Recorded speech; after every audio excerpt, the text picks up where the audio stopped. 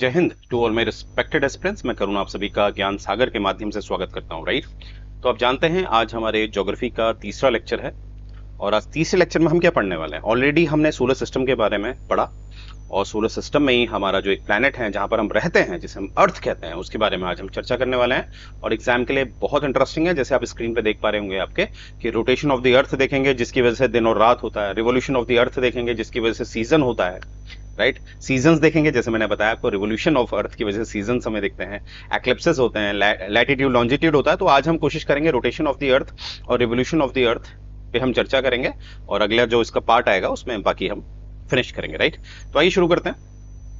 तो देखिए, सबसे पहला जिसने बताया कि जो हमारी अर्थ है वो एक स्फेरिकल शेप में, किस शेप में, स्फेरिकल शेप में है, ये बताने वाले थे। ये माना जाता है, जैसे काफी लोगों ने बोला है, ऐसा नहीं है, जैसे एरिस्टोटल का भी नाम मैं लूं, उन्होंने भी बोल दिया था कि जो अर्थ का शेप है स्फेरिकल है। उन्हीं में से एक है पाइथागोरस भी। राइट, अब देखिए एरिस्टोटल से पहले के हैं ये, एरिस्टोटल से, माफ कीजिएगा, एरिस्टोटल से पहले के हैं पाइथागोरस। समझने वाली बात है कि इस समय लगभग आज से लगभग 3000 साल पहले लोगों को यह पता चल गया था कि अर्थ का शेप जो है वो स्क्वायर नहीं है, वो रेक्टेंगल नहीं है, एक स्फेरिकल है। कैसे पता किया? पाइथागोरस के लिए माना जाता है कि इन्होंने ये अंदाजा लगाया कि जैसे मून का शेप स्फेरिकल है, तो वैसे इन्होंने कहा कि जो भी हमारी सेलेस्टियल बॉडी है, ठीक है, ऐसे सेलेस्टियल शब्द का तो इस्तेमाल नहीं किया होगा, वो मैं कर रहा हूं, बट आई एम सेइंग कि इन्होंने ये अंदाजा लगाया कि मून जैसे एक राउंड दिखता है, स्फेरिकल दिखता है, उसी आधार पर इन्होंने कहा कि जो हमारी अर्थ है वो भी क्या होगी, स्फेरिकल होगी। राइट, तो यहां से आप आइडिया लगा सकते हैं कि उस समय के लोगों का क्या दिमाग था। ठीक है, तो यहां पर Pythagoras believe that the earth was sphere. आगे लिखते हैं the first to suggest that the earth was shaped like a globe. ठीक है, शेप्ड लाइक अ ग्लोब, कभी एग्जाम में आ जाए तो अगर पाइथागोरस का नाम है तो आपने पाइथागोरस का नाम को टिक कर देना है। ठीक है, और आगे हम देखते हैं earth has two basic movements, rotation and revolution. इस तरह की बातें हमें पहले ही बता दी गई थी और जो बिल्कुल सही है। देखिए, आज के समय पर हमारे पास टेक्नोलॉजी है, हमारे पास सैटेलाइट है, हम अर्थ को स्टडी कर पाते हैं। और देखिए, क्या अर्थ स्फेरिकल है? बिल्कुल है जी। और स्फेरिकल को भी ज्यादा हम जियोइड कहते हैं, जियोइड। टेक्निकली आपने कहना है कि अर्थ का शेप कैसा है, जियोइड। अब एक बार देख लेते हैं स्फेरिकल और जियोइड में क्या डिफरेंस होता है। देखिए, स्फेरिकल तो, एक सेकेंड, देखिए स्फेरिकल जो है, एक सेकेंड गाइस, एक सेकेंड,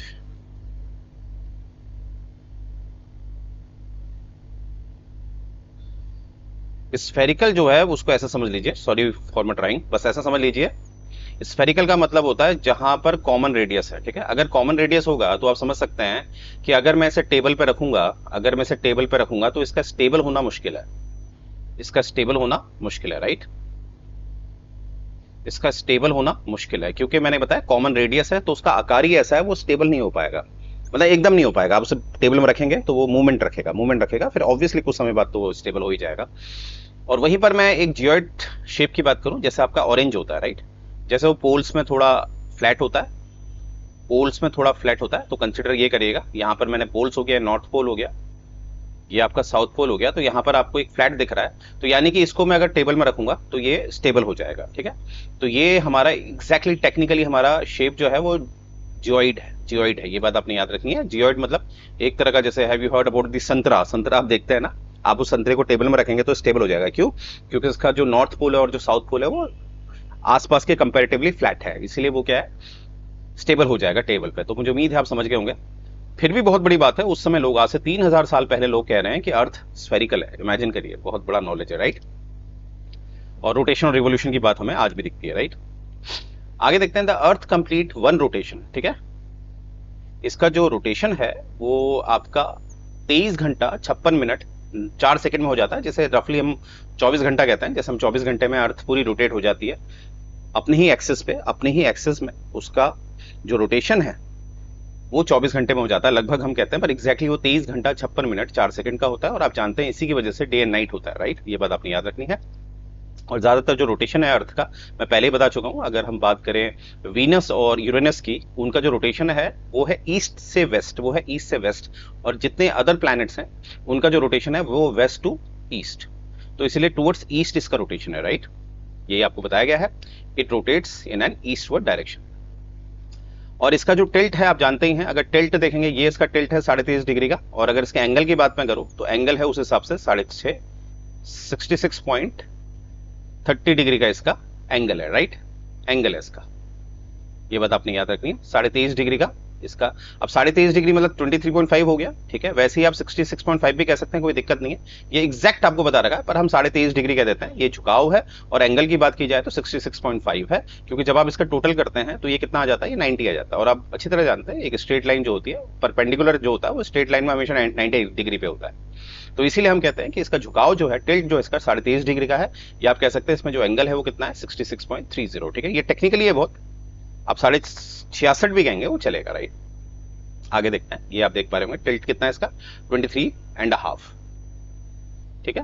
क्योंकि आप अच्छी तरह जानते हैं यहाँ पर 30 क्यों है, क्योंकि असल में ये 30 मिनट है, 30 मिनट, क्योंकि जैसे ये 60 मिनट होगा, 60 मिनट होगा तो ये 1 डिग्री में कन्वर्ट हो जाएगा, तो इसीलिए हाफ कहा जा रहा है, ठीक है।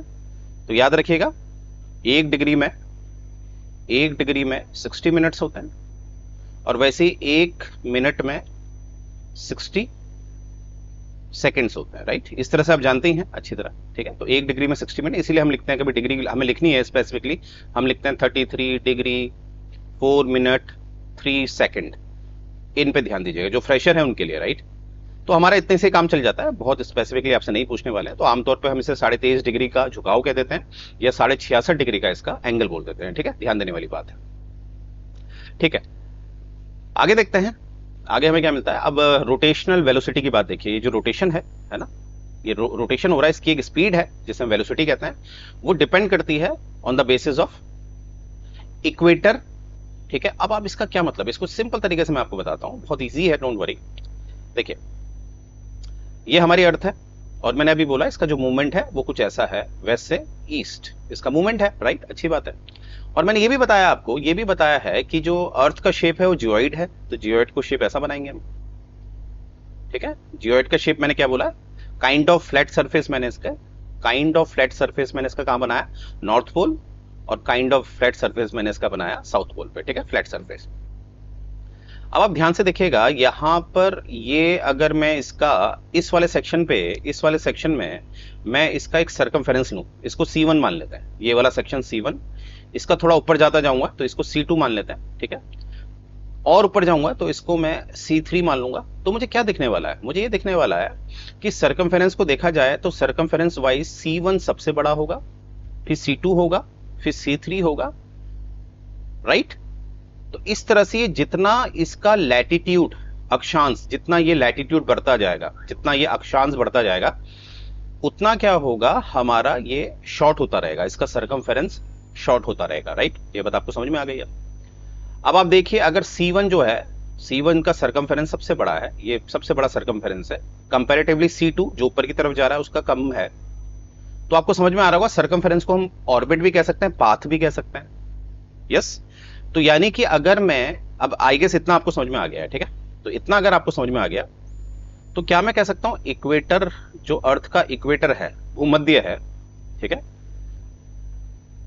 तो मैं क्या कहना चाह रहा हूं कि इक्वेटर का जो सर्कमफेरेंस है, सर्कमफेरेंस यानी कि इसकी जो गोलाई है वो सबसे बड़ी होगी, सबसे बड़ी। और वैसे ही मैं एक एग्जांपल है 80 डिग्री नॉर्थ ले रहा हूं या 80 डिग्री साउथ लूं, बात एक ही है। तो उसका जो सर्कमफेरेंस होगा वो कंपैरेटिवली छोटा होगा, ठीक है। बात समझ में आ गई आपको, ठीक है। क्योंकि अभी हमने पढ़ा जितना लैटिट्यूड बढ़ेगा उतना ये सर्कमफेरेंस कम होता रहेगा। अच्छा, अब समझने वाली बात है, यहां पर एक बड़ा टायर हमें मिला है, इसको मैं बड़ा टायर कह सकता हूं, बड़ा टायर मिला है, एक छोटा टायर मिला है, कंपैरेटिवली छोटा टायर मिला है। तो हमें यहां तक समझ में आ गया, तो एक बड़ा टायर, एक छोटा टायर। अब ये आपको दिख रहा होगा, अगर मैं इनको ज्वाइन कर लूं और यहां पर हल्का सा स्टीयरिंग लगा दूं तो आपको ये दिख रहा है ट्रैक्टर। तो कहीं ना कहीं ट्रैक्टर और अर्थ का हमें एक सा ही दिखता है, ठीक है, एक छोटा टायर, एक बड़ा टायर। अब देखिए डिफरेंस क्या है, ट्रैक्टर में क्या होती है, स्पीड कांस्टेंट होती है, क्या होती है, स्पीड कांस्टेंट होती है। अब स्पीड कांस्टेंट होने की वजह से क्या होता है, स्पीड कांस्टेंट होने की वजह से क्या होता है, जो मेरा छोटा टायर है, ट्रैक्टर के केस में जो मेरा छोटा टायर है उसका आरपीएम, रोटेशन पर मिनट अगर मैं निकालता हूं तो मेरे छोटे टायर का आरपीएम ज्यादा होगा बड़े टायर से, ज्यादा होगा, क्यों, क्योंकि स्पीड कांस्टेंट है। जब स्पीड कांस्टेंट है, अगर 40 किलोमीटर पर आवर है तो मेरे छोटे वाले को ज्यादा घूमना पड़ेगा कंपैरेटिवली बड़े के। अब आप समझ गए होंगे मैं क्या कहना चाह रहा हूं। तो ट्रैक्टर के केस में रोटेशन ज्यादा तेज किसका होता है? छोटे का। बट अर्थ के केस में, अब आप ध्यान से देखिए, अर्थ के केस में ये वाला इक्वेटर का पार्ट है, भूमध्य का पार्ट है, और ये वाला 80 डिग्री का मान लेते हैं, ठीक है, अक्षांश या लैटिट्यूड। अर्थ के केस में टाइम कांस्टेंट होता है, टाइम कांस्टेंट होता है। क्या कहा था मैंने? ट्रैक्टर के केस में स्पीड कांस्टेंट होती है, और अर्थ के केस में क्या होता है? टाइम कांस्टेंट होता है। अर्थ के केस में क्या होता है? टाइम कांस्टेंट होता है। अब जब टाइम कांस्टेंट होता है तो इस वजह से क्या होता है, जो मेरा बड़ा टायर है, ये वाला जो बड़ा टायर है, इसकी वेलोसिटी ज्यादा होगी। तो व्हाट आई एम सेइंग, जो मेरा बड़ा टायर है, यानी कि मेरा जो इक्वेटर वाला हिस्सा है, बड़ा टायर है, उसकी वेलोसिटी ज्यादा होगी छोटे टायर। छोटे टायर मतलब यहां पर 80 डिग्री आप मान लीजिए, 80 डिग्री अक्षांश। क्यों? क्योंकि यहां पर क्या है, मेरा टाइम कांस्टेंट है। तो टाइम की वजह से मेरे बड़े टायर को जल्दी घूमना पड़ेगा, क्योंकि उसके पास भी 24 घंटे हैं, छोटे के पास भी 24 हैं। तो बड़े को ज्यादा पाथ कवर करना है, तो वो ज्यादा तेज घूमेगा। तो आप समझ गए होंगे कि हमें ये समझ में आ गया कि अब अर्थ के केस में जो टाइम कांस्टेंट होता है, तो ये हो गई अर्थ आपकी। तो ये वाला हिस्सा, ये C1, C2, C3, तो हमें क्या समझ में आ रहा है? वेलोसिटी की बात की जाए, रोटेशनल वेलोसिटी की बात की जाए, रोटेशनल वेलोसिटी की बात की जाए, तो हमें क्या दिख रहा है? रोटेशनल वेलोसिटी में मुझे क्या दिख रहा है? C1 सबसे तेज होगा, फिर C2, फिर C3, सो ऑन। और सबसे कम रोटेशनल स्पीड आपको कहां मिलने वाली है? इक्वेटर, ना के बराबर दिखेगी। तो मुझे उम्मीद है आप समझ गए होंगे कि रोटेशनल स्पीड का क्या मतलब होता है, right? Because of the shape of the अर्थ, ये जोइड शेप है, तो इसकी वजह से सर्कमफेरेंस बढ़ जाता है। जितना आप मिडिल में आते हैं तो वहां पर रोटेशनल स्पीड सबसे ज्यादा होती है। और आगे चल के जब मैं आपको कोरियोलिस फोर्स के बारे में पढ़ाऊंगा, कोरियोलिस, तब आपको दिखेगा कोरियोलिस फोर्स जो होती है, कोरियोलिस फोर्स जो होती है, वो आपके इक्वेटर में 0 के बराबर होती है, लगभग 0 के बराबर होती है। बड़ा इंटरेस्टिंग सा पॉइंट है, आगे पढ़ने वाले हैं, राइट? तो मुझे उम्मीद है ये आपको समझ में आ गया होगा। और ऑलरेडी मैंने बताया था आपको कि पोल्स में ये नियरली 0 होता है, ठीक है, वेलोसिटी, क्योंकि मैंने बता दिया है, देखिए, ठीक है, तो आप समझ पाए होंगे। और सबसे मैक्सिमम ग्रेटेस्ट वेलोसिटी कहां दिखेगी हमें? इक्वेटर पे। और मैंने आपको रीजन भी बता दिया। अर्थ के केस में क्या होता है? टाइम क्या होता है? कांस्टेंट होता है। टाइम क्या होता है? कांस्टेंट होता है, राइट? तो उम्मीद है ये समझ गए होंगे आप। आगे देखते हैं। और अर्थ के इस रोटेशन की वजह से हमारा डे एंड नाइट होता है। ऑब्वियसली मैंने अभी बताया आपको, डे एंड नाइट होता है। कभी आपसे क्वेश्चन आएगा रिवॉल्यूशन और रोटेशन में अर्थ का क्या इफेक्ट आता है, अर्थ पे क्या इफेक्ट आता है, तो रोटेशन की वजह से डे एंड नाइट होता है। देखिए, है ना, यहाँ पर सूरज दिख रहा होगा। अब जिस साइड ये रोटेशन हो रहा है, जो फेस सन की तरफ है, तो वहां पर डे होगा, और जो अपोजिट में है वहां पर ऑब्वियसली नाइट होगी, राइट? अब रोटेशन ऑफ अर्थ जो है is also responsible for difference in time. ये भी याद रखिएगा, क्योंकि आप जानते हैं अगर इस साइड ये रोटेशन है, तभी एक तरफ अंधेरा है यानी कि नाइट है, और एक तरफ उजाला है। और जब ये होगा तो ऑब्वियसली यहां पर टाइम डिफरेंस भी होगा, टाइम डिफरेंस भी होगा, राइट? जैसे आप जानते हैं, आगे हम पढ़ने वाले हैं, डोंट वरी, जब मैं आपको लैटिट्यूड लॉन्जिट्यूड पढ़ाऊंगा तब आपको दिखेगा कि टाइम डिफरेंस होता है, राइट? जैसे जीएमटी की बात की जाए, ग्रीनविच मीन टाइम, ठीक है, अगर वो मानते हैं वहां पर अगर 12 नून हो रहा है, 12 नून हो रहा है, तो ऑब्वियसली आपका जो इंडियन स्टैंडर्ड टाइम है वो हमेशा इससे 5.5 घंटा आगे रहता है। तो अगर 12 नून आपका यूके में हो रहा है, यूके में हो रहा है, तो ऑब्वियसली आपका शाम का 5:30 हो रहा है, शाम का 5:30 हो रहा है, शाम का 5:30 हो रहा है कहाँ? इंडिया में, ठीक है, वो हम आगे देखेंगे, डोंट वरी, ठीक है? पर ये समझ में आ गया, रोटेशन की वजह से ही हमारा टाइम डिफरेंस भी आता है, राइट? आगे क्या कहता है? Rotation causes the working of Coriolis force. अब देखिए, ये आपको कोरियोलिस फोर्स दिख रहा होगा। आपको क्या दिख रहा है? ये जो मूवमेंट है ना, ये जो आपको दिखा रखा है एरो से मूवमेंट, ये मूवमेंट विंड्स के हैं। किसके हैं? विंड्स के, ठीक है? अब कोरियोलिस अपने में ही एक टॉपिक है जिसे मैं आगे पढ़ाने वाला हूं, डोंट वरी। फिलहाल आपको इतना याद रखना जो मैं बता रहा हूं। ये है आपकी अर्थ, ठीक है, नॉर्मली स्फेरिकल पर टेक्निकली जियोइड। अब इसको मैं एक 0 डिग्री, जो इसका माफ कीजिएगा, भूमध्य भाग है, उसमें मैं 0 डिग्री कह रहा हूं। अब आप ध्यान से देखिए, अगर अर्थ का रोटेशन आपको दिखता है, अर्थ का रोटेशन हमें दिखता है वेस्ट टू ईस्ट। हमने बात करी है कि अर्थ का जो रोटेशन है वो क्या है? वेस्ट से ईस्ट। तो आप ध्यान से देखिए, आपको समझने के लिए क्या करना है? एक एंगल कॉमन बनाना है, एक आपकी दृष्टि कॉमन बनानी है। कैसे? ये हो गया नदर्न हेमिस्फीयर और नीचे वाला हो गया सदर्न। 0 डिग्री के ऊपर हो गया उत्तरी भूभाग, ठीक है, भूभाग, और नीचे वाला हो गया दक्षिणी भूभाग, ठीक है, उत्तरी भूभाग, दक्षिणी भूभाग। अब देखने के लिए मैंने कहा था कॉमन एक एंगल देखना पड़ेगा, तो एंगल हम रख लेंगे ये वाला, ठीक है, आउटर सरफेस, नॉर्थ का सबसे टॉप। अगर नॉर्थ का ये वाला हिस्सा मैं देख रहा हूं तो मुझे साउथ का भी ये वाला हिस्सा देखना पड़ेगा। तो एक्स और वाई पॉइंट पे ध्यान दीजिए, एक्स पॉइंट और वाई पॉइंट, क्योंकि जब भी मैं कोई थ्योरी डिराइव करता हूं तो मेरा एंगल कॉमन होना चाहिए, मेरी दृष्टि समान होनी चाहिए, राइट। एक कहावत है, कानून और यानी कि जब कानून विधि या लॉ की बात होती है या किसी सब्जेक्ट की बात होती है, जब अपनी कोई चीज प्रूफ करना होता है तो उसमें आपको समानता दिखानी होती है, राइट। आप समझ पाए होंगे मैं क्या कह रहा हूं। तो यहां पर देखिए समानता ही है, क्योंकि मुझे अगर उत्तरी भूभाग और दक्षिणी भूभाग यानी कि नदर्न हेमिस्फीयर और सदर्न हेमिस्फीयर को समझना है तो मुझे एंगल कॉमन लेना पड़ेगा। अब एक काम करिए, आप इसको घर में एक प्रैक्टिकल करिएगा, दो बाउल्स को, दो कटोरियों को ऐसे जोड़ दीजिए, ठीक है। आप दोनों को घुमाइए, कैसे घुमाएंगे, वेस्ट टू ईस्ट, और ऊपर से मार्क कर लीजिए स्केच पेन से। और जब आप उन कटोरियों को हटाएंगे यानी कि बीच में से ब्रेक करेंगे, ठीक है, आपने बीच में से ब्रेक कर दिया, आपने बीच में से ब्रेक कर दिया, और आपने कॉमन एंगल से ही देखना है, इसको भी देखना है, इसको भी। मूवमेंट रखिए, हटा दीजिए, कटोरियों को हटा दीजिए, बॉल्स को हटा दीजिए, और ऐसे से मूवमेंट देखिए, और एंगल्स कॉमन रखिए। अगर एक्स देख रहे हैं नॉर्थ के केस में तो वाई के साउथ के केस में वाई देखना है। तो आपको क्या दिखेगा कि एक्स वाला घूम रहा है एंटी क्लॉकवाइज। कैसे घूम रहा है, एंटी क्लॉकवाइज, और जो नीचे साउथ वाला है ये घूम रहा है क्लॉकवाइज। यहां पर आपने अच्छी तरह ध्यान देना है, ठीक है। जब आप घुमाते हैं वेस्ट टू ईस्ट, तो जब आप नॉर्थ वाला हिस्सा देखते हैं कॉमन एंगल से, जो हमने देखा एक्स और वाई, तो आप घुमाएंगे तो आपको दिखेगा उत्तरी हिस्सा एंटी क्लॉकवाइज घूम रहा है और सदर्न हिस्सा क्लॉकवाइज घूम रहा है। तो यहां से हमारी क्या थ्योरी डिराइव हुई कि अगर मैं नदर्न में देखूं, अगर ये एंटी क्लॉकवाइज है तो सदर्न में क्लॉकवाइज है, ठीक है। अब इससे क्या फर्क पड़ा, इससे ये फर्क पड़ता है कि नदर्न में, अभी मैंने दिखाया आपको, नदर्न में जो रोटेशन है असल में वो रोटेशन एंटी क्लॉकवाइज है, एंटी क्लॉकवाइज। तो इसी कारण की वजह से जो हमारी विंड होती है नदर्न हेमिस्फीयर में, उनका जो एक डिफ्लेक्शन होता है यानी कि उनको जो पुश मिलता है वो हमेशा राइट टर्न मिलता है। अब वो नीचे से ऊपर को आ रही है तो राइट घूमेगी, ठीक है। अगर ऊपर से नीचे आ रही है तो वो राइट घूमेगी। अब आप देख रहे हैं ये है नदर्न का, तो क्या दिखा रहा हूं मैं, जो विंड का मूवमेंट होता है वो किस तरफ हो जाता है, राइट टर्न हो जाता है। ये बात आपने याद रखनी है नदर्न में। अब एंटी क्लॉकवाइज में अगर ऐसा हो रहा है तो ऑब्वियसली सदर्न में अभी हमने देखा कि वहां पर मूवमेंट कैसा है, क्लॉकवाइज। तो यहां पर सदर्न में बिल्कुल इसका वाइस वर्सा हो जाएगा, यानी कि डिवीजन क्या होगा, लेफ्ट। तो कोई हवा नीचे से ऊपर आ रही है तो ऐसे घूम जाएगी, ठीक है, और ऊपर से नीचे आ रही है तो ऐसे घूम जाएगी। ये है आपका सदर्न का। तो जो विंड के मूवमेंट में, जो नदर्न हेमिस्फीयर में जो विंड घूमती है कैसे, राइट, और सदर्न हेमिस्फीयर में विंड घूमती है लेफ्ट। इसका कारण क्या है, इसका कारण है रोटेशन। तो जब तक रोटेशन रहेगा, अर्थ का रोटेशन रहेगा, दिन और रात रहेगी, तब तक ये डिवीजन रहेगा, ठीक है। इसीलिए आप देखते हैं, एक एग्जांपल से मैं आपको दिखाता हूं, जैसे ये है 0 डिग्री और इंडिया का पेनिनसुलर पार्ट कहां, यहां पर कहीं पर है, ठीक है, और इंडिया को काटता है बीच में से ट्रॉपिक ऑफ कैंसर।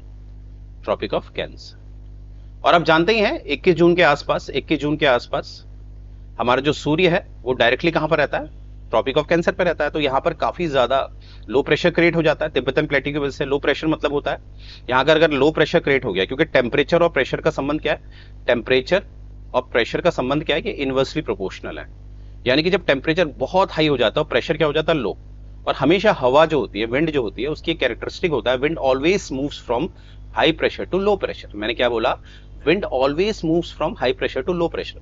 तो सारी ही हवाएं क्या करती हैं, वो पीछा करती है लो प्रेशर का। अब देखो कोई दक्षिण से 0 डिग्री के नीचे से हवाएं आ रही है, देखो मैंने लेफ्ट टर्न लिया है ना, और जैसे ही वो इसको क्रॉस करेगी तो ऑब्वियसली नदर्न हेमिस्फीयर में आ जाएगी तो राइट टर्न लेगी, ये देखिए, ठीक है। इवेंचुअली आप जानते हैं हमारे मॉनसून में सबसे पहली बारिश केरला कर्नाटका के आसपास होती है, कारण है यही। तो आप मूवमेंट देख रहे हैं, देखिए साउथ में आपने मूवमेंट देखा लेफ्ट और नॉर्थ में आपने मूवमेंट देखा राइट। तो ये क्यों हो रहा है, इसे हम कहते हैं कोरियोलिस इफेक्ट। और कोरियोलिस इफेक्ट क्यों होता है, because of the movement of the अर्थ, यानी कि रोटेशन ऑफ द अर्थ। और हमने क्या देखा, नॉर्थ में एंटी क्लॉकवाइज है रोटेशन और साउथ में क्या है, क्लॉकवाइज। तो मुझे उम्मीद है ये बात आप समझ पाए होंगे, राइट। तो ये इसीलिए आपको हवाएं यहाँ पर डिविएट होते हुए दिख रही है, राइट, देखिए, ठीक है। आई होप यहाँ पर देख रहे होंगे, नॉर्थ में आपको डिवीजन क्या दिख रहा है, राइट की तरफ, और साउथ में आपको डिवीजन क्या दिख रहा है, लेफ्ट की तरफ। तो मुझे उम्मीद है, तो यहां से आपने क्या सीखा, कोरियोलिस फोर्स जो होती है या कोरियोलिस इफेक्ट जो है, ठीक है, कोरियोलिस फोर्स क्या करती है, कोरियोलिस इफेक्ट जनरेट करती है। जैसे कि मैंने बताया कि विंड का मूवमेंट दायां या बायां,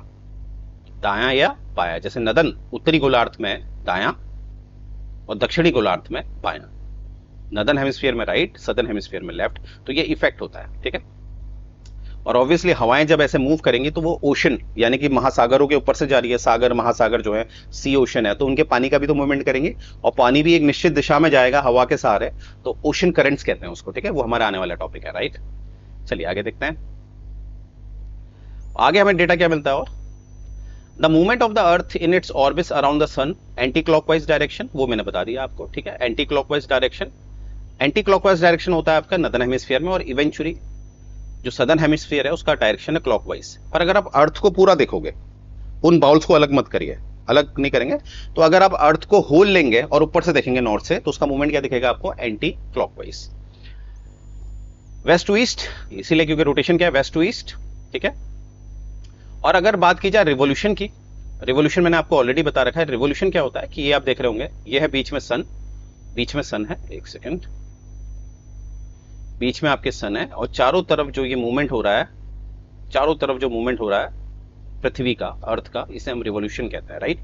तो ये बड़ा इंटरेस्टिंग है, और इसमें पूरा चक्कर कितना लगता है, 365 days and 6 hours, 365 days and 6 hours. और मैंने बताया है आपको, इसीलिए 6-6 घंटे आप 4 बार जोड़ेंगे तो ये 24 घंटा हो जाएगा।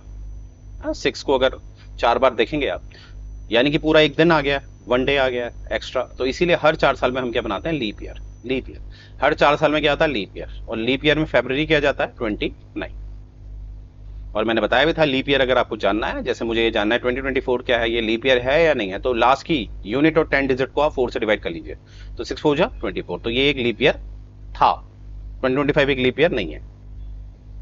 आगे देखते हैं, the distance of the earth from the sun. देखिए सिंपल सी बात है, डिस्टेंस देखिए, ये जो आपको डिजाइन दिख रहा है, ये सन है और ये इलेप्टिकल ऑर्बिट है। अर्थ का क्या है, इलेप्टिकल ऑर्बिट है, ठीक है, सर्कुलर नहीं है, क्योंकि सर्कुलर ऑर्बिट होता तो रेडियस कॉमन हो जाता, पर ये इलेप्टिकल है। इलेप्टिकल की वजह से हमें क्या दिखता है, ये वाली डिस्टेंस कंपैरेटिवली हमें कम दिखती है, ठीक है। जैसे इसको मैं y बना रहा हूं, इसको मैंने x बना दिया, तो हमें डिस्टेंस की बात की जाए बिटवीन अर्थ एंड द सन, हमें क्या दिखता है, डिस्टेंस की बात की जाए, डिस्टेंस की बात की जाए तो y is greater than x, y is greater than x। आप समझ पाए होंगे मैं क्या कहना चाह रहा हूं। क्यों होता है ये डिस्टेंस, क्यों है डिस्टेंस में ये डिफरेंस, क्यों है, because of the elliptical orbit, ठीक है भैया, ये भी समझ में आ गया।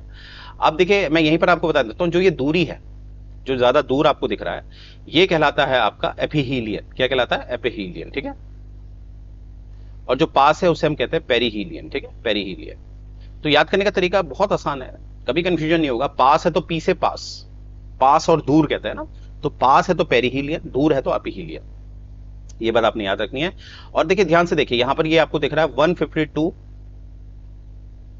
ठीक है, 152। अब इसको वैसे देखा जाए तो आई गेस ये मिलियन किलोमीटर हो जाएगा, एक सेकंड चेक कर लेता है, हाँ ठीक है।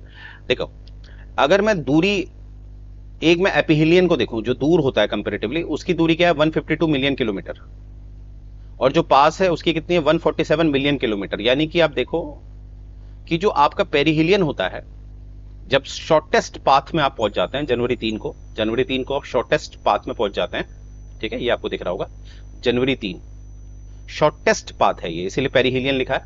और अपिहीलियन यानी कि जो लॉन्गेस्ट पार्ट है आपका, लॉन्गेस्ट पाथ जो है बीच में, वो है 4 जुलाई। तो इन दोनों में डिफरेंस क्या है, देखो 4 जुलाई और 3 जनवरी, जुलाई 4 एंड जनवरी 3, इन दोनों में डिफरेंस क्या है, इन दोनों में जो डिफरेंस है वो है 5 मिलियन किलोमीटर का, क्योंकि ये 152 है, ये 147। तो आप जानते हैं इनमें अगर आप लेस करेंगे तो 5 मिलियन किलोमीटर का डिफरेंस आता है दूरी में। अब इसकी वजह से क्या होगा, ऑब्वियसली इसकी वजह से आप जानते हैं, जैसे आप अपने मोबाइल की टॉर्च जलाइए और रूम में बिल्कुल अंधेरा कर लीजिए, मोबाइल की टॉर्च जलाइए और रूम में अंधेरा कर दीजिए। अब देख लीजिए ये वॉल है, और टेक एन एग्जाम्पल, ये मेरा मोबाइल है, तो मैं क्या करूंगा, अगर मैंने मोबाइल का टॉर्च जला रखा है तो मुझे क्या दिखेगा, जितना मैं पास ले जाऊंगा तो मेरा लाइट का जो सरफेस एरिया है वो कम हो जाएगा, और जितना मैं दूर करूंगा लाइट का सरफेस एरिया बढ़ेगा। आई रिपीट, पास लाऊंगा तो लाइट का, प्रकाश का सरफेस एरिया कम हो जाएगा, और दूर करूंगा तो लाइट का सरफेस एरिया बढ़ेगा। तो अगर आपको यह बात समझ में आई है तो इससे आपको यह समझ में आ गया होगा कि अगर मैं जून 21 की बात करूं या अपिहीलियन की बात करूं, तो आपको क्या दिखेगा कि दूर होने के कारण किसका दूर होना, पृथ्वी और सूर्य का, अर्थ एंड सन का दूर होने के कारण दिन बड़े हो जाएंगे, क्योंकि प्रकाश फैलेगा, तो यहां पर लॉन्गेस्ट डे होगा आपका, लॉन्गेस्ट डे, ठीक है। और अगर यहाँ लॉन्गेस्ट डे होगा तो शॉर्टेस्ट नाइट होगी, क्योंकि है तो 24 घंटे का, रोटेशन तो 24 ही घंटे का है लगभग। तो अगर दिन बड़े होंगे तो रातें सबसे छोटी होंगी। और अगर आप इस कंडीशन में होंगे, आप पास हैं, तो आपकी प्रकाश कम हो जाएगा, एरिया ऑफ लाइट कम हो जाएगा, तो यहां पर दिन छोटा हो जाएगा, पर ऑब्वियसली नाइट बड़ी हो जाएगी, क्योंकि रोटेशन भी हो रहा है, राइट। तो ये चीज आपने याद रखें, वेरी इंपॉर्टेंट पॉइंट, ठीक है। अब देखिए यहां पर क्या लिखा है, एक सेकेंड गाइस। यहां पर लिखा हुआ है कि जनवरी 3rd, जो हमने देखा था जनवरी 3rd, जहां पेरिहिलियन होता है सबसे नजदीक, earth is closest to the sun, और इसको हम पेरिहिलियन कहते हैं, जैसे मैंने आपको बताया। और इस पेरिहिलियन में जो डिस्टेंस है वो है 147 मिलियन किलोमीटर, देखिए है ना, 147 मिलियन किलोमीटर है जी। और जो 4 जुलाई है, ये है हमारा 4 जुलाई को अर्थ का फार्देस्ट फ्रॉम द सन है, और ये क्या कहलाता है, अपिहीलियन। ये मैंने आपको बताया, और याद भी करने का तरीका बताया है, पी मतलब पास, पेरिहिलियन, और अपिहीलियन दूर। और जो अपिहीलियन में जो डिस्टेंस होती है अर्थ और सन की, वो है 152 मिलियन किलोमीटर। और इसीलिए आप याद होगा कि जो मेरे प्रीवियस लेक्चर आप देखेंगे, कहीं पर ऐसा होता है कि हम कहते हैं कि जो सूर्य का प्रकाश है वो पृथ्वी में कितने समय पर पहुंचता है। Light of the sun reaches earth in how many time, in how many minute और सेकंड। तो इसीलिए आप देखते होंगे कहीं पर उसको 8.5 लिखा जाता है, कहीं पर उसको 8.3 लिखा जाता है। कारण यही है क्योंकि इलेप्टिकल पाथ है, डिस्टेंस कम ज्यादा हो रही है, और डिस्टेंस कम ज्यादा होगी तो ऑब्वियसली हमारे पास formula speed is equal to distance upon time. और डिस्टेंस अगर फ्लक्चुएट करेगी तो ऑब्वियसली और चीजें भी फ्लक्चुएट करेंगी। तो आप समझ गए होंगे, इसीलिए हम कभी कभी 8.3 बोल देते हैं मिनट्स, कभी हम 8.2 बोल देते हैं, कभी 8.5, इस तरह से हम बोलते हैं, राइट। तो ये चीज अपने याद रखना है। रीजन क्या है, बिकॉज ऑफ इलेप्टिकल पाथ, और इलेप्टिकल पाथ की वजह से हमारा पेरिहिलियन और अपिहीलियन होता है, राइट। अब मेरा कहने का तो ये मतलब, कोई आपसे पूछे कि भैया सूर्य की किरण पृथ्वी में कितने समय पर पहुंचती है, तो आप उससे क्वेश्चन करिए, आप किस पोजीशन की बात कर रहे हैं, क्या पेरिहिलियन की बात कर रहे हैं, अपिहीलियन, क्योंकि उससे आपका डिस्टेंस इमेजिन करिए 5 मिलियन किलोमीटर का कम हो जाता है अगर आप एपिहीलियन से पेरिहिलियन की तरफ जा रहे हैं। 5 मिलियन किलोमीटर का डिफरेंस है, तो ऑब्वियसली लाइट को पहुंचने में वो इन्फ्लुएंस तो करेगा, प्रभावित तो करेगा, क्योंकि speed is equal to distance upon time. ये बात याद रखेगा। आगे क्या, effects of revolution of the earth, the revolution of. अब देखो रिवोल्यूशन ऑफ अर्थ में मैंने बताया है कि इसमें सीजन होते हैं, ठीक है, सीजन चेंजेस होते हैं, ठीक है। अब हम एक बार देख लेते हैं ऐसा क्यों होता है, ठीक है। देखिए ये है बीच में आपका सन, इसके चारों तरफ चक्कर काटती है अर्थ, ठीक है, ये आपका अर्थ हो गई। अब देखिए अर्थ का यहां पर मैंने बताया था, ये वाली डिस्टेंस पास है तो पेरिहीलियन कहलाती है, और ये वाली डिस्टेंस दूर है तो अपिहीलियन कहलाती है। ठीक हो गया भैया, ये भी हमें पता चल गया। और हमें ये भी पता है कि जो हमारे अर्थ का टिल्ट है, टिल्ट का हुआ तो 23.5 डिग्री, और एंगल बोलूंगा तो 66.5 डिग्री, ठीक है। तो टिल्ट जो है वो 23.5 डिग्री का। अब देखिए होता क्या है, इन दोनों के कारण क्या होता है कि कहीं ना कहीं एक ये दूरी जो है पेरिहीलियन और अपिहीलियन, और जो ये टिल्ट है, इसके कारण हमारे सीजन में चेंज होता है। कैसे, आइए देखते हैं। सबसे पहले मैं टिल्ट की बात कर रहा हूं, ठीक है। देखिए एक दो कंडीशन बना रहा हूं, ये सन, एक कंडीशन ये है यहां पर, इसको मैंने टिल्ट बना दिया, ठीक है। रुकिए इसको थोड़ा बड़ा करते हैं, ठीक है। अभी समझाने के लिए व्हाट आई एम डूइंग, समझाने के लिए मैं सन को छोटा बना रहा हूं, ठीक है, और पृथ्वी को बड़ा बना रहा हूं, ठीक है, समझाने के लिए। तो इसको मैं कुछ टिल्ट बना रहा हूं, और टिल्ट होगा तो ये हो गया 0 डिग्री, ये हो गया ट्रॉपिक ऑफ कैंसर जो 23.5 डिग्री में होता है, और ये है आपका कैप्रिकॉर्न जो भी 23.5 डिग्री साउथ में होता है, कैप्रिकॉर्न। और एक कंडीशन में यहां पर बना रहा हूं, ठीक है। तो ये हो गया 0 डिग्री, ये हो गया कैंसर कर्क रेखा, और ये है कैप्रिकॉर्न मकर रेखा। अब आप ध्यान से देखो, और ऑब्वियसली ये बात आपने याद रखनी है, ये वाली जो डिस्टेंस है ये है आपकी 152 वाली, यानी कि मैं क्या कह रहा हूं, ये है आपकी एपिहीलियन वाली, ठीक है। और ये वाली डिस्टेंस है आपकी 147 मिलियन किलोमीटर वाली, यानी कि ये डिस्टेंस कौन सी है आपकी, पेरिहीलियन वाली, ठीक है, ये वाली, यहां से सूरज से लेकर यहां तक, ठीक है। अब ध्यान से देखिए, जब यहां पर आप देखेंगे तो सन का डायरेक्ट रेडिएशन कहां पर आ रहा है, कैंसर में आ रहा है। कहां पर आ रहा है, कैंसर में आ रहा है, ठीक है। और इस तरफ आप देखेंगे तो डायरेक्ट रेडिएशन कहां पर आ रहा है, कैप्रिकॉर्न में, ठीक है। अब देखिए ये मैंने कंडीशन डाली है आपको जून की, ये है आपका 21 जून को सन डायरेक्ट कहां पर रहता है, कैंसर पे, और ये मैंने डाला आपको 22 दिसंबर, ठीक है, तब कहां पर रहता है, कैप्रिकॉर्न में। अब आप देखिए, मैंने अभी बताया था आपको कि अगर सन का डायरेक्ट रेडिएशन पड़ेगा तो टेम्परेचर हाई होगा, और ऑब्वियसली टेम्परेचर हाई होगा तो प्रेशर क्या हो जाएगा, लो हो जाएगा। और विंड हमेशा कहां से मूव करती है, हाई प्रेशर से लो प्रेशर। और विंड क्या करेगी, आपको दिख रहा है, अगर जून की बात की जाए तो वो कैंसर की तरफ आएगी सारी, क्योंकि यहां पर क्या बना हुआ है, लो प्रेशर। ठीक है, जून के महीने में और दिसंबर के महीने में यहाँ पर लो प्रेशर बना हुआ है, तो विंड पीछा करती है, और विंड अपने साथ मॉइस्चर ले जाती है, क्योंकि हमारा ओशन बॉडी है काफी, उसमें से विंड जा रही है ओशन से, तो अपने साथ मॉइस्चर कैरी करेगी, तो बारिश होगी। ठीक है, जिसे मानसून भी कहता है। तो अब देखिए, आपको क्या समझ में आ रहा है, जून के समय पर, ठीक है, आपको लगभग जून के समय पर, या वो एंड ऑफ मई हो सकता है, ऐसा भी हो सकता है कि जून के समय पर आपको मानसून कहाँ दिखता है, नदन में। ठीक है, नदन में दिखेगा, राइट। और आपको कहीं ना कहीं दिसंबर के समय पर कहां पर दिखेगा, सदन में, साउथ में। ये आपने देख लिया। अब ये आपने देखा टिल्ट की वजह से। ठीक है, टिल्ट की वजह से क्या होता है कि ये मूवमेंट होता है कि आप कैंसर से कहां पहुंच गए, आप जून में आप कैंसर में हैं और दिसंबर में आप कैप्रिकॉन में। तो मूवमेंट क्यों हो रहा है, टिल्ट की वजह से। चलो भैया, ये भी समझ में आ गया। तो लो प्रेशर आपका ऊपर नीचे होता है, आपने देख लिया। अब क्या फर्क है, अब देखो एक चीज और है, क्योंकि यहां डिस्टेंस ज्यादा है तो यहां पर दिन बड़े होंगे, days are longer than night. ठीक है, क्योंकि यहां पर क्या है, प्रकाश फैल रहा है। अगर मैं नॉर्थ की बात करूं, स्पेसिफिकली नॉर्थ को लूं, और अगर मैं साउथ को लूं, माफ करना, यहां पर भी मैं नॉर्थ को ही लेता हूं, तो यहां पर नॉर्थ के केस में क्या होगा, ध्यान से देखो, यहां पर क्योंकि सूरज और पृथ्वी नजदीक है, तो यहां पर क्या होगा, nights will be greater than day, क्योंकि ये हमारे डिस्टेंस की वजह से होता है। जैसे मैंने आपको मोबाइल वाली बात बताई थी, मोबाइल का प्रकाश कैसे फैल रहा है, आप डिस्टेंस कम करेंगे तो प्रकाश कम फैलेगा, लाइट कम फैलेगी, और डिस्टेंस बढ़ा देंगे तो प्रकाश फैल जाएगा। ठीक हो गया भैया, ये भी हमें समझ में आ गया। अब इनकी वजह से क्या होता है, आप ध्यान से देखो, इनकी वजह से क्या होता है कि जो टिल्ट है, टिल्ट की वजह से लो प्रेशर हाई प्रेशर ऊपर नीचे हो रहा है। आपने देखा, कैसे देखा, कैंसर में लो प्रेशर बना हुआ है जून के महीने में, ठीक है, और कैप्रिकॉन में लो प्रेशर बना हुआ है दिसंबर के महीने में। ठीक है, बिकॉज ऑफ द टिल्ट। अगर टिल्ट नहीं होता तो क्या होता, हमेशा लो प्रेशर बना होता इक्वेटर पे, पर टिल्ट की वजह से क्या है, टिल्ट की वजह से क्या है कि जो मूवमेंट है वो कैंसर से कैप्रिकॉन में जा रहा। ठीक है, और आपने देखा जो डिस्टेंस की वजह से दिन बड़े रातें छोटी होती हैं, तो अगर दिन बड़े हैं, प्रकाश आपको ज्यादा मिल रहा है, घंटों में है, अगर दिन बड़े हैं, जून का महीना है नॉर्थ में, और अगर आपको प्रकाश ज्यादा मिल रहा है, प्रकाश यानी कि लाइट ज्यादा क्यों मिल रही है, राइट, दिन बड़े क्यों है, क्योंकि डिस्टेंस ज्यादा है, तो ऑब्वियसली उसकी वजह से भी आपका टेम्परेचर में डिफरेंस आता है, टेम्परेचर में डिफरेंस आएगा।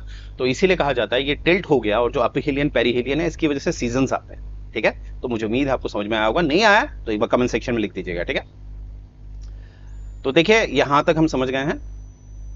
तो साइकिल ऑफ सीजन होता है, variation of length of day and night होता है, ये मैंने देखा कि होता है, variation of length of day and night की होता है। जैसे 21 जून को नॉर्थ में सबसे बड़ा दिन होता है, डेज सबसे लंबा दिन, और वही दिसंबर में जो नॉर्थ हेमिस्फीयर है वहां पर सबसे लंबी नाइट होती है। Variation of distribution of solar energy, मैंने अभी बताया, सोलर एनर्जी में आपने देखा जून के महीने में आप जानते हैं सबसे ज्यादा सोलर एनर्जी डायरेक्ट रेडिएशन कहां मिल रहा है, जून के महीने में, खासकर 21 जून को कहां मिल रहा है, कैंसर में। वैसे ही दिसंबर के महीने में कहां मिल रहा है, 22 दिसंबर को देखा जाए तो कैप्रिकॉन में। ठीक है, और जिसकी वजह से प्रेशर ऊपर नीचे होता है। आप जब पता ही है, टेम्परेचर हाई होगा तो प्रेशर लो होगा, और हवाएं क्या करती हैं, हाई प्रेशर से लो प्रेशर। तो आप समझ पाए होंगे कि ये जो रिवोल्यूशन होता है अर्थ का, रिवोल्यूशन जो होता है चारों तरफ घूमती है, और उसमें जो आपका इलेप्टिकल पाथ है, पेरिहीलियन और अपिहीलियन, और जो टिल्ट है उसकी वजह से क्या क्या होता है, राइट। तो अगर आपसे सिंपल पूछेंगे ये टिल्ट की वजह से क्या है, तो आप सीजन्स कहेंगे। ठीक है, अगर एक आसान शब्दों में अगर वो आपसे पूछेगा। अब देखिए यहां पर क्या, seasons are cause due to combine effect of earth's revolution. मैंने बताया अर्थ का रिवोल्यूशन होता है तभी आपने देखा वो टिल्ट होने की वजह से भी, क्योंकि टिल्ट है और वो चारों तरफ घूम रहा है, तो कभी सूर्य की डायरेक्ट रेडिएशन कैंसर में पड़ रही है, कभी कैप्रिकॉन में पड़ रही है, तो वो चारों तरफ घूम रहा है ना, रिवोल्यूशन चारों तरफ कर रहा है, तो उसी वजह से, और प्लस टिल्ट की वजह से हमें ये दिख रहा है कि जो एनर्जी है सोलर की, वो हम कभी कैंसर में ज्यादा लेते हैं, कभी कैप्रिकॉन में लेते हैं, कभी इवन इक्वेटर में भी लेते हैं। तो इवेंचुअली हमें क्या दिखता है, हमें 4 सीजन दिखते हैं, एक स्प्रिंग है, समर है, ऑटम है, विंटर है। आप सभी जानते हैं समर और विंटर के बीच हमें ऑटम दिखाई देता है।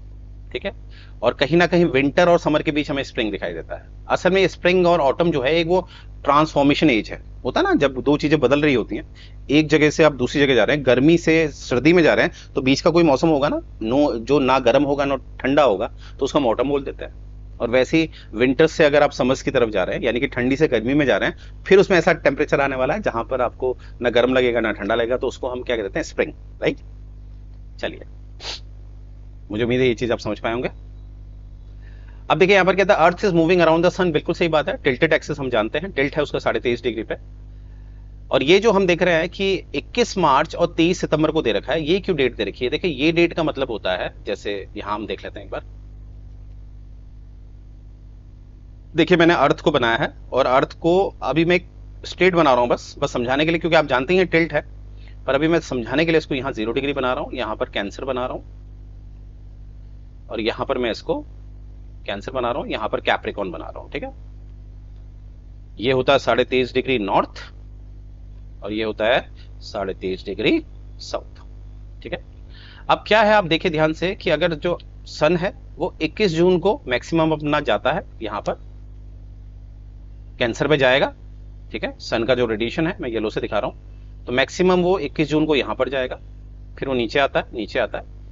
तो जब जून है फिर ये सितंबर, तो 22 सितंबर को हम मान लेते हैं वो यहां पर पहुंच जाता है, जिसे हम 0 डिग्री कहते हैं। इसी को हम इक्विनॉक्स भी कहते हैं। इक्विनॉक्स का मतलब होता है जब पूरे अर्थ में equal day and equal night हो जाते हैं, equal day and equal night हो जाता है। फिर वो नीचे आता है, नीचे आता है, तो 22 दिसंबर को यहां पहुंच जाता है, वो 22 दिसंबर को यहां पहुंच जाता है। इसको आप 23 सितंबर कर दीजिएगा, ठीक है, ज्यादा 23 ही लिया जाता है। अब क्योंकि लीप ईयर भी होता है तो दिन ऊपर नीचे होता है, पर एक थ्योरी के लिए हमें 23 सितंबर लेना चाहिए। फिर नीचे वो आ गया 22 दिसंबर, ठीक है, सन नीचे आ गया। अब फिर सन ऊपर जाएगा, ठीक है, सन ऊपर जाएगा, तो यहां पर वो फिर आएगा 21 मार्च को, ठीक है, 21 मार्च को, और फिर यहाँ 21 जून से फिर नीचे आ जाएगा, 21 जून से फिर नीचे आ जाएगा। तो 21 जून और 22 दिसंबर ये तो फिक्स है, मतलब यहां पर एक ही डेट आती है। पर इक्विनॉक्स में अगर आप देखेंगे 21 मार्च और 23 सितंबर आ रहा है, यानी कि साल में इक्विनॉक्स 2 बार होता है, क्योंकि एक बार सूरज की किरणें नीचे जाएंगी, सूरज का मूवमेंट नीचे होगा, तो नीचे हो रहा है, तो वो डेट क्या आ रही है, सितंबर, 23 सितंबर। और जब वो दिसंबर से ऊपर को जा रहा है तो डेट क्या आ रही है, 21 मार्च। तो यहां से आपको क्या समझ में आ रहा है कि 0 डिग्री पे डायरेक्ट रेडिएशन जो होते हैं, सन के जो डायरेक्ट रेडिएशन है वो 2 बार आते हैं, एक मार्च के महीने में जो कि है 21 मार्च, और एक सितंबर के महीने में जो है आपका 23 सितंबर। और कैंसर और कैप्रिकॉर्न में साल में एक ही बार हमें दिखता है, 21 जून कैंसर के लिए और कैप्रिकॉर्न के लिए 22 दिसंबर। तो यहां से हमने थ्योरी क्या डिराइव करी, हमने थ्योरी ये डिराइव करी कि इक्वेटर पे, भूमध्य पे जो डायरेक्ट परपेंडिकुलर रेडिएशन होता है सन का, वो 2 बार होता है, एक होता है 21 मार्च को, एक होता है आपका 23 सितंबर को, ठीक है।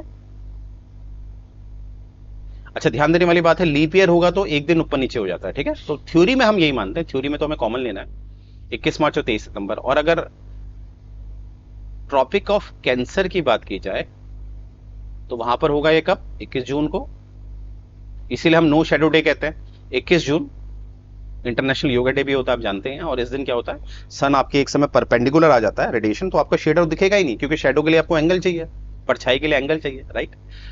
और ट्रॉपिक ऑफ कैप्रिकॉर्न पे ये कब दिखेगा, कैप्रिकॉर्न पे कब दिखेगा, 22 दिसंबर को। तो ये मुझे उम्मीद है आप समझ गए होंगे।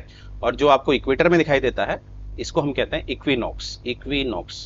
तो यहां से आपको क्या, इक्विनॉक्स का मतलब होता है इक्वल डे एंड नाइट। तो इसका क्या मतलब है कि साल में 2 बार आपको इक्विनॉक्स दिखता है, एक मार्च के महीने में, एक सितंबर के महीने में। यहां पर यही बात आपको बताई गई है, ठीक है, ये बात आपने अच्छी तरह याद रखना है, very important. On 21st March and 23rd September, the sun rises precisely the east and the set exactly in the west. अब आप सोचेंगे सर सूरज तो पूरब से ही आता है और पश्चिम में गिरता है। यहां पर एग्जैक्ट पूरब से आना, एग्जैक्ट पूरब से आना, क्योंकि वो इक्वेटर में है, तो एकदम ईस्ट से आना और एकदम वेस्ट में जाना, ये कब होता है, जब आपका इक्विनॉक्स होता है। जब क्या होता है, इक्विनॉक्स। और इक्विनॉक्स कितनी बार होता है, साल में 2 बार, एक मार्च के महीने में और एक सितंबर के महीने में। मार्च में 21 मार्च और सितंबर में 23 सितंबर, राइट। और यहां पर इक्विनॉक्स का मतलब है इक्वल डे एंड नाइट। अब देखिए ड्यूरिंग इक्विनॉक्स क्या है, the period of day and night darkness, यानी कि दिन और रात, equal all over the world, पूरे दुनिया में, मतलब जो भी अर्थ की दुनिया है, इक्वल होता है। और ये साल में 2 बार होता है, 21 मार्च और 23 सितंबर, मैंने बताया, ठीक है। 21 मार्च को इक्वेटर सन बिल्कुल ओवरहेड होता है, तो 21 मार्च वाला जो है, देखो 21 मार्च वाला जो है, इसको हम कहते हैं स्प्रिंग इक्विनॉक्स। ये देखिए स्प्रिंग इक्विनॉक्स 21 मार्च वाला। और वैसे ही 23 सितंबर वाला कहलाता है ऑटम इक्विनॉक्स। देखो बहुत है आसान याद करना, क्योंकि आप मार्च में है ना, और आप जानते हैं सूरज जाता है मार्च से जून में जाएगा, है ना, क्योंकि हमारा टाइम कैसे आता है, मार्च अप्रैल मई जून। तो आपको क्या आइडिया लगाना है, यानी कि हम विंटर्स से समर्स की तरफ जा रहे हैं, विंटर्स से समर्स की तरफ, तो वो होता है स्प्रिंग। और वैसे ही समर से विंटर की तरफ जा रहे हैं तो वो होता है ऑटम। तो याद करने का तरीका है कि जो आपका मार्च में है उसको आप स्प्रिंग इक्विनॉक्स कहते हैं, और जो आपका ऑटम वाला है, जो सितंबर वाला है, उसको आप क्या कहते हैं, ऑटम इक्विनॉक्स। देखो याद करना बहुत आसान है, ठीक है, कंफ्यूजन नहीं होता है। डायरेक्ट आपसे पूछ सकते हैं कि स्प्रिंग इक्विनॉक्स की क्या डेट होती है, राइट। और ये मैंने आपको बता दिया, ऑटम इक्विनॉक्स कब होता है, सितंबर 23 को। अब हम बात करेंगे सोल्स्टाइस की। अब देखो सोल्स्टाइस में मैंने देखा, जैसे आप संक्रांति भी कहते हैं हिंदी में, बड़े कंफ्यूज होते हैं लोग, क्या होता है सर ये सोल्स्टाइस, ठीक है।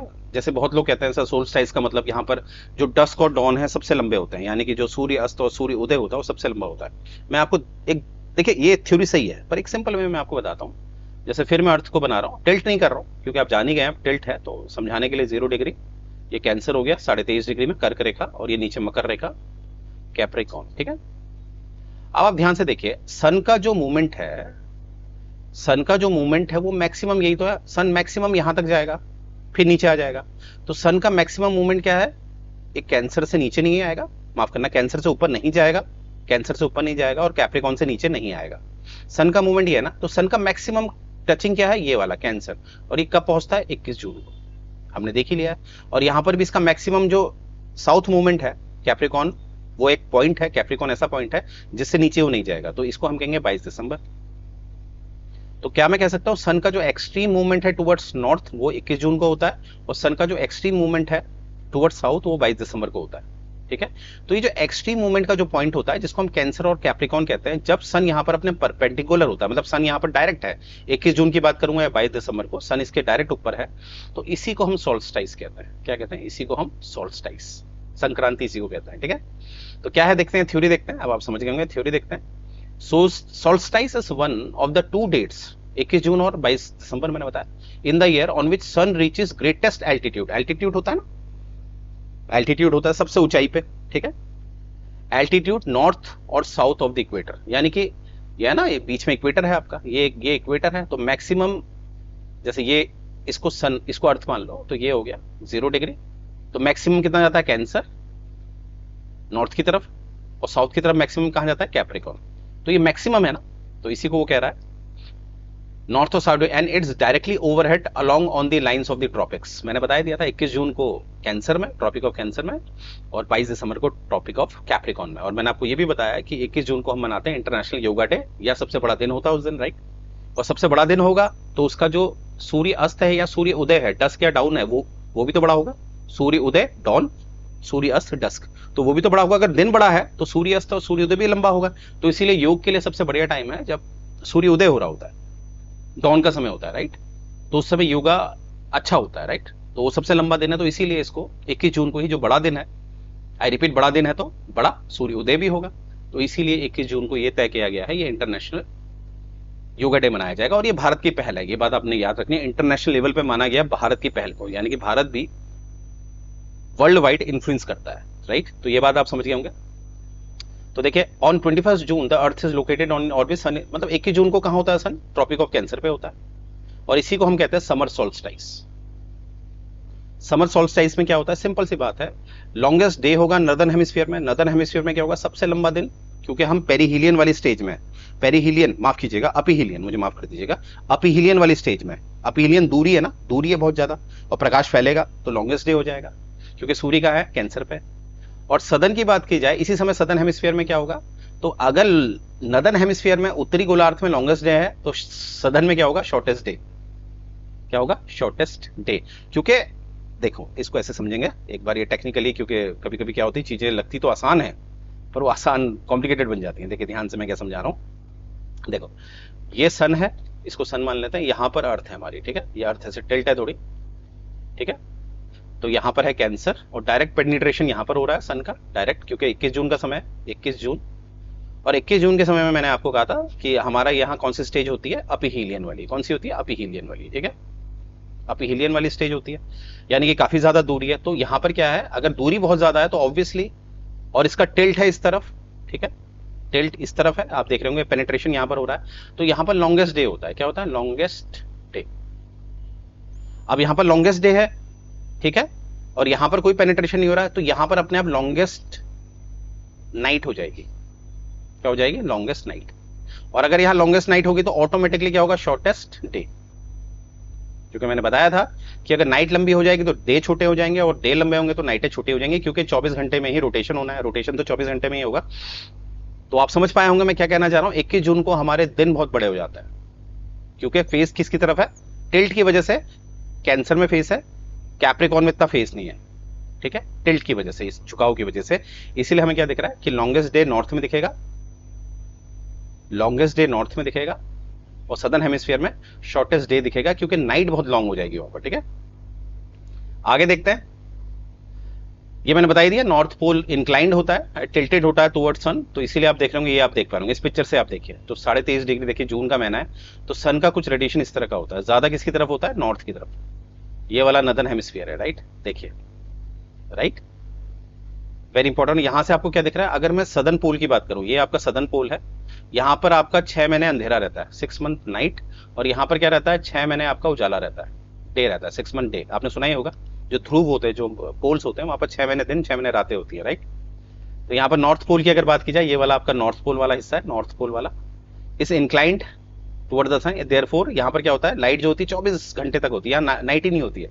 और वहीं पर जो साउथ पोल की बात की जाए, अगर 21 जून की बात है, तो यहाँ पर आपको क्या दिख रहा है? अंधेरा। तो यहाँ पर 24 घंटे क्या रहता है? अंधेरा, राइट। अब ये देख लीजिए, ये मैंने बता दिया। विंटर सोल्स्टाइस क्या हुआ? जब आपका सन डायरेक्ट पेनिट्रेट कर रहा है, कहां पर?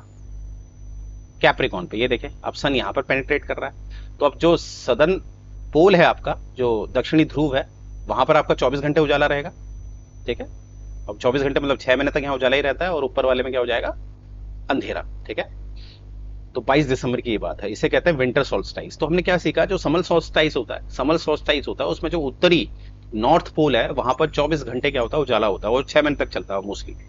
और वैसे ही विंटर सोल्स्टाइस में क्या होता है? हमारा दक्षिण जो पोल है, ध्रुव है, सदर्न पोल, वहां पर हमारा उजाला रहता है। और विंटर सोल्स्टाइस कब होता है? 21 दिसंबर, ठीक है, या 22 दिसंबर, माफ कीजिएगा, 22 दिसंबर। और हमारा विंटर सोल्स्टाइस होता है 22 दिसंबर को, और जो समर सोल्स्टाइस है वो होता है 21 जून को, राइट। सिंपल सी बात है। तो सोल्स्टाइस क्या आप समझ गए होंगे। संक्रांति क्या है, सोल्स्टाइस क्या है? सिंपल सी बात है, जब सूर्य की डायरेक्ट रेडिएशन, या सूर्य अपने एक्सट्रीम पे होता है, जितना वो उत्तर जा सकता है, तो वो समर सोल्स्टाइस हो गया, यानी कि ट्रॉपिक ऑफ कैंसर। और जितना वो अपने दक्षिण जा सकता है मैक्सिमम, वो उसका विंटर सोल्स्टाइस हो गया, यानी कि 22 दिसंबर, राइट। अच्छा, ये चीज हमने देखा। तो ये मैंने बता ही दिया है कि अब सदर्न में क्या होगा, सदर्न हेमिस्फीयर में क्या होगा। अगर हम दिन और रात की बात करें, तो नदर्न हेमिस्फीयर में क्या होगा? आपकी नाइट जो है लॉन्गर हो जाएगी, ठीक है, क्योंकि विंटर्स में आप पेरीहिलियन वाली पोजीशन में। पेरीहिलियन में क्या होता है? प्रकाश अगर डिस्टेंस कम होगी तो प्रकाश कम फैलेगा, लाइट कम फैलेगी, तो रातें बड़ी हो जाएंगी, डेज छोटे हो जाएंगे, ये लिखा है आपने। और सदर्न हेमिस्फीयर में हमें क्या दिख रहा है? द सदर्न हेमिस्फीयर में यहाँ समर दिखेगा, कब? जब हमारे वहां विंटर्स होता है, यानी कि दिसंबर के महीने में। सदर्न हेमिस्फीयर में क्या दिखने वाला है आपको? समर, ठीक है। और यहीं पर नदर्न हेमिस्फीयर में क्या होता है? विंटर। कब? विंटर सोल्स्टाइस में। विंटर सोल्स्टाइस में क्या होता है कि नदर्न हेमिस्फीयर में विंटर्स होते हैं, और वहीं पर सदर्न हेमिस्फीयर में समर हो रहे होते हैं। देखिए, सदर्न हेमिस्फीयर में क्या हो रहा है? समर, यानी कि विंटर्स में, दिसंबर के महीने में हमें सर्दी महसूस होती है ना, दिसंबर जनवरी के महीने में। वहीं हम ऑस्ट्रेलिया चले जाएंगे तो हमें गर्मी महसूस होगी, राइट। और बहुत लोग माइग्रेट भी करते हैं जिनको ठंड से एलर्जी होती है ना। तो देखिए, पिक्चर मैंने आपके सामने रखी है, ये हो गया आपका विंटर सोल्स्टाइस। क्योंकि आप देखिए यहाँ पर सन जो है वो मैक्सिमम अपने कैप्रिकॉर्न में गया हुआ है। मैक्सिमम साउथ डिस्टेंस क्या होती है उसकी? कैप्रिकॉर्न। तो 22 दिसंबर को कैप्रिकॉर्न में होता है, उसी को विंटर सोल्स्टाइस कहते हैं। और इसके अपोजिट हमें क्या दिखेगा? 21 जून को समर सोल्स्टाइस। और ये हो गया इक्विनॉक्स, जब आपका डायरेक्ट सन का पेनिट्रेशन किस में होता है? 0 डिग्री पे होता है। 2 बार होगा, मैंने आपको बताया। एक होता है 23 सितंबर को, एक होता है आपका 21 मार्च को। तो ये आप सारा एक बार देख सकते हैं, राइट। और ये मैंने आपको एक अपोजी पेरिजी बताया, जैसे कि हमने डिस्टेंस की बात करी थी सन और अर्थ के बीच में, और ज्यादा दूरी है तो उसे मैंने कहा था अपिहीलियन, और नजदीक है तो पेरिहीलियन। क्योंकि पाथ कैसा है? इलिप्टिकल है। वैसा ही अर्थ और मून के बीच में भी है। मून क्या करता है? इलिप्टिकल ऑर्बिट में चलता है अर्थ के चारों तरफ, इसीलिए मून को अर्थ का एक नेचुरल सैटेलाइट भी कहते हैं, हमने प्रीवियस पढ़ा है। तो इसमें भी यही है, अगर इलिप्टिकल ऑर्डर है, इलिप्टिकल ऑर्बिट है, तो ऑब्वियसली एक डिस्टेंस ज्यादा होगी, एक डिस्टेंस कम होगी। तो मून और अर्थ के केस में हम अपिहीलियन पेरिहीलियन नहीं बोलते हैं, हम अपोजी पेरिजी बोलते हैं। सेम वही है, पी से पास तो पेरिजी। तो यहाँ पर नियरेस्ट आ जाएगा डिस्टेंस, बहुत आसान है, between moon and the earth. और अपोजी मतलब जब डिस्टेंस फारदेस्ट हो जाती है मून एंड द अर्थ। तो याद रखिएगा, सन और अर्थ की जब बात हो, सन और अर्थ की जब बात हो तो वहां पर पेरिहीलियन और अपीहीलियन का इस्तेमाल करिए, और जब भी अर्थ और मून की बात है तो वहां पर आप किसका इस्तेमाल करिए, अपूजी पेरिजी का, राइट। तो यहीं से मैं ये सेशन एंड करता हूं। मुझे उम्मीद है आपको पसंद आ रहा होगा, और अगर कोई भी क्वेरी है आपकी फॉर सिविल सर्विसेज अगर आप चाहते हैं, ठीक है, तो ज्ञान सागर में सिविल सर्विसेज को मैं ही देख रहा हूं, ठीक है। आप अच्छी तरह जानते हैं मैं मेंस लिख चुका हूं 2 बार, तजुर्बा अच्छा है, राइट, और still I am on the way. और जो भी बालक बालिकाएं चाहते हैं कि ऑफलाइन भी अगर वो सिविल सर्विसेज की तैयारी करना चाहते हैं तो बेशक आ सकते हैं, ऑफलाइन भी आपको अवेलेबल है ज्ञान सागर में। और अगर वनडे की तैयारी आप करना चाहते हैं तो वनडे तो ऑलरेडी ज्ञान सागर जो है उसमें अपने आप को सिद्ध कर चुका है, इवन यूजीसी नेट के लिए भी, राइट। तो अगर आपको मेरा प्रयास पसंद आता है तो इस कॉल में जो नंबर आ रहा है आप उसमें कांटेक्ट कर सकते हैं और अपनी जो भी क्वेरी है आप दे सकते हैं। और मेरा नाम करुण है तो आप मेरा रेफरेंस दे सकते हैं, राइट। तो यहीं से मैं सेशन करने जा रहा हूं। जय हिंद गाइस।